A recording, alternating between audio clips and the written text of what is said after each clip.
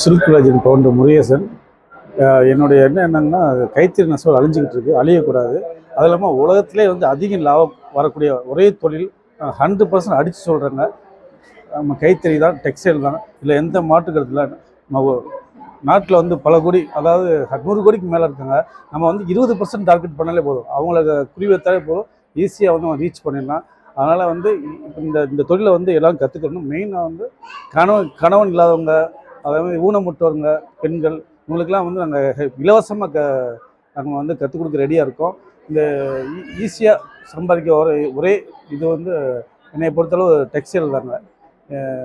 இதுதான் என்னுடைய கருத்துங்க. இது அழிய விடக்கூடாது, பாதுகாக்கணும். இவ்வளோ ஒரு அருமையான ஒரு கைத்தறி தொழிலை நம்மளோட இந்தியாவினுடைய பாரம்பரியம்னு கொடுத்ததை நினைச்சு உண்மையா ரொம்ப காட்டு தேங்க்ஸ் பண்றேன். எப்படின்னு பாத்தீங்கன்னா, இந்த தொழில் நம்ம என்ன நினைச்சிட்டு இருக்கிறோம், பாரம்பரியம், அதை அழிஞ்சிடக்கூடாது, அதை கொண்டு வரணும் அப்படின்னு மட்டும்.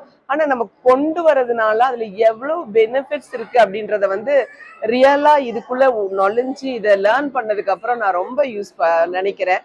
இந்த சில்க் வில்லேஜ்ல பாத்தீங்க அப்படின்னா, இந்த கோர்ஸ் ஒரு 2 months கோர்ஸ் தான் நம்ம கொடுக்குறோம்.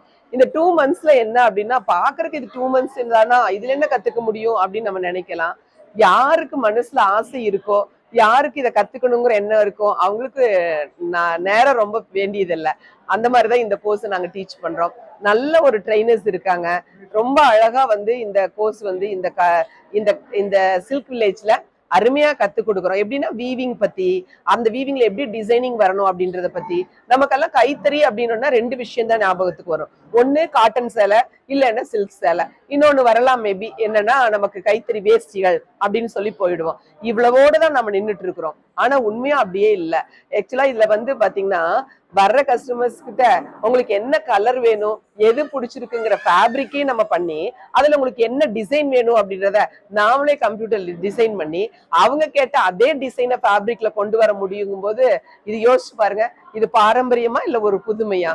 உண்மையாலுமே எவ்வளவு ஒரு புதுமையான ஒரு விஷயம் இல்ல. இந்த புதுமையான விஷயத்தை தான் நம்ம பாரம்பரியம் அப்படின்னு சொல்லி அழைச்சிட்டு இருக்கிறோம். நமக்கு இன்னைக்கு வரக்கூடிய நிறைய மெட்டீரியல்ஸ்னால நமக்கு ஸ்கின் டிசீஸ் அந்த மாதிரி எல்லாம் நம்ம பாக்குறோம் தான், இல்லைன்னு எல்லாம் மறுக்கவே முடியாது. அப்படி இருக்கும்போது ஏன் இந்த கைத்தறி நம்ம முன்னோர்களால போற்றப்பட்ட, பாராட்டப்பட்ட, நம்ம நாடு இல்லாம அநேகர் இதை விரும்பி ஏத்துக்கிற ஒரு விஷயத்த நாமையே விட்டு கொடுக்கணும் நம்ம இந்தியால? அதனாலதான் நாங்க யோசிச்சோம், எதுக்கு நமக்கு இளைஞர்கள் எதேதோ விஷயத்த நோக்கி போயிட்டு இருக்காங்க, அதனால அவங்களுக்கு இதை நாம கத்து கொடுத்து இதை நமக்கு இந்த கைத்தறி ஆடைகள் அப்படின்றது வெறும் பாரம்பரியம், பழமை மாத்திரம் இல்ல, இதுல புதுமையை கொண்டு வர முடியும்.